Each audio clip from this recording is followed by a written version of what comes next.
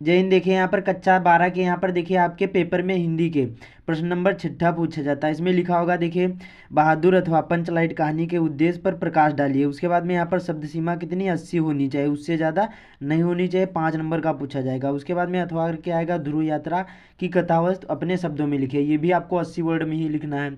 तो देखिए आज के इस वीडियो में आप लोगों को बताऊंगा पंचलाइट कहानी का उद्देश्य या फिर सारांश कैसे लिखना, बहुत ज़्यादा इंपॉर्टेंट है। देखिए आपको एक ही तैयार करना है। देखिए अथवा का मतलब होता है एक, चाहे ये करो चाहे ये वाला। इसमें भी अथवा दिया यहाँ पर और यहाँ यहाँ, सब मतलब अथवा अथवा है। तो इन तीनों में से एक ही आपको करना है, सभी नहीं करना है। तो ध्यान से वीडियो को देखना, बताऊंगा कितने में लिखना है कि जिससे आपको फुल मार्क मिले। वीडियो को पूरा देखना, अच्छी तरीके से आप लोगों को पता चल जाएगा। तो चलिए शुरू करते हैं। देखिए आपको क्या करना है, सबसे पहले देखिए थोड़ा सा समझ लेते हैं। इमा देख, जो यहाँ पर आपकी पंचलाइट होगी इसमें 3 ही मेन यहाँ पर कैरेक्टर हैं। कौन कौन? देखिए यहाँ पर 4 हैं। देखिए सबसे पहले यहाँ पर कौन, गोवर्धन। कौन है? गोवर्धन। गोवर्धन कौन है? ये नायक है। इसका जो सारांश, ये कहानी का नायक है। उसके बाद में गुलरी, क्या है? गुलरी। और उसके बाद में यहाँ पर मुनरी। और जो गुलरी, ये मुनरी की यहाँ पर माँ गुलरी है। उसके बाद में पंच, बस यही चीज़ यहाँ पर इम्पॉर्टेंट है। और देखिए मैं आप लोगों को थोड़ा सा समझा देता हूँ। देखिए जो पंचलाइट कहानी, ये देखिए यहाँ पर गांव के द्वारा यहाँ पर एक पंचलाइट लाई जाती है यहाँ मेला से खरीद कर। उसके बाद में वही पंचलाइट कोई जला नहीं पाता है और तब गोवर्धन उस पंचलाइट को जलाता है। बस यही कहानी है मेन चीज़। तो इसको कैसे विस्तार पूर्वक कैसे लिखना, ये समझना बहुत ज़रूरी है। तो देखिए, और बोर्ड एग्जाम में ये ध्यान रखना, जो भी प्रश्न हो प्रश्नोत्तर संख्याओं पर डालने के बाद आपको क्या करना है, यहाँ से लिखना है पंचलाइट। और ध्यान से वीडियो को देखना, पंचलाइट रेणु जी की क्या है, फणीश्वर नाथ रेणु जी की क्या है, आंचलिक कहानी है। कहानी में बिहार के एक पिछड़े गांव के परिवेश का सुंदर सुंदर चित्रण किया गया है। जो यहाँ पर एक कहानी है, ये बिहार के एक पिछड़े गांव के परिवेश का सुंदर चित्रण किया गया। उसके बाद में महतो टोली में अशिक्षित लोग हैं। एक महतो कोई टोली है, उसमें अशिक्षित लोग हैं, मतलब कोई भी बिना पढ़े लिखे हुए लोग हैं। उन्होंने रामनवमी के दिन जो पेट्रोमक्स खरीदा था, जिसे वे पंचलाइट कहते हैं। और ध्यान रखना, इसको क्या करना है, काले पेन से हाईलाइट कर देना है, क्योंकि जब एग्जामिनर इसी को देखेंगे, पूरा पैराग्राफ नहीं पढ़ेंगे और आपको नंबर दे देंगे। तो ये पंचलाइट जहाँ जहाँ हो उसको हाईलाइट कर देना है काले पेन से, जिसे वे पंचलाइट कहते हैं। पंचलाइट कहते हैं, लाइट नहीं है, पंचलाइट कहते हैं।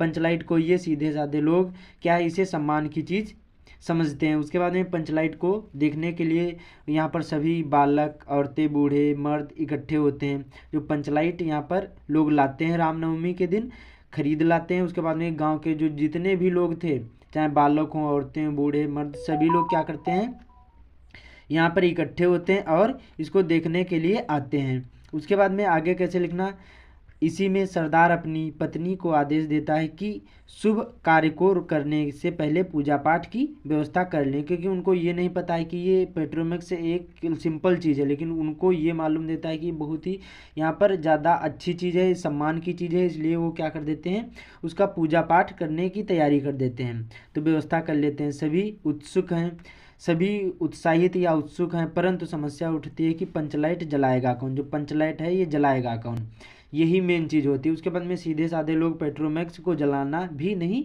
जानते हैं। बस आपको देखिए अपने शब्दों में लिखना, मैं आप लोगों को बता रहा हूँ जिससे आपको आसानी होगी, पूरा प्रोसेस समझ में आएगा। बाकी अपने शब्दों में लिख लेना।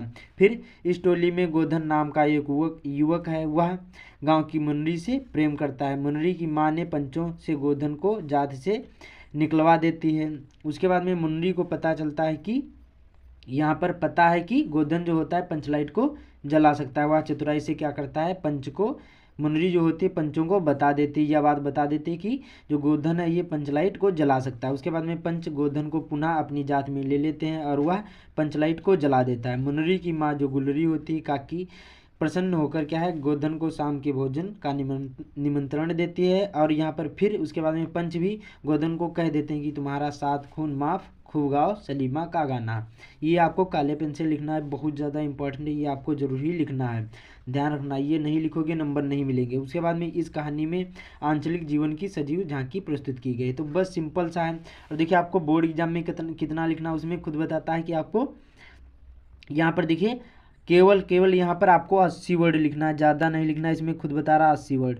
और देखिए हर यहाँ पर हर लाइन में कम से कम कितने होते हैं वर्ड, 1 2 3 4 5 6 7 8, मतलब हर लाइन में कम से कम 5 7 7 8 से ऊपर नहीं होते हैं। तो आपको कम से कम एक पेज से ऊपर नहीं लिखना है। 5 नंबर का होता है तो आपको इस प्रकार से कॉपी मिलेगी, उसमें एक पेज से ज़्यादा नहीं होना चाहिए, कम होना चाहिए, दूर दूर लिख देना, एक पेज से ऊपर नहीं लिखना है, अपने शब्दों में लिखना है जिससे आसानी होगी। मैंने सारी चीज़ें आप लोगों को बता दी, समझ में ना आया हो दोबारा देख लेना, अच्छी तरीके से आप लोगों को याद हो जाएगा बिना यहाँ पर रट्टा मारने, ठीक है। तो इसी प्रकार से आपको बोर्ड एग्जाम में लिखना है। तो उम्मीद करता हूँ आप लोगों को समझ में आ गया होगा। तो इस वीडियो को ज़्यादा से ज़्यादा शेयर कर देना, बाकी चैनल पर पहली बार आए चैनल को सब्सक्राइब भी कर लेना। तो मिलते हैं अगले वीडियो में।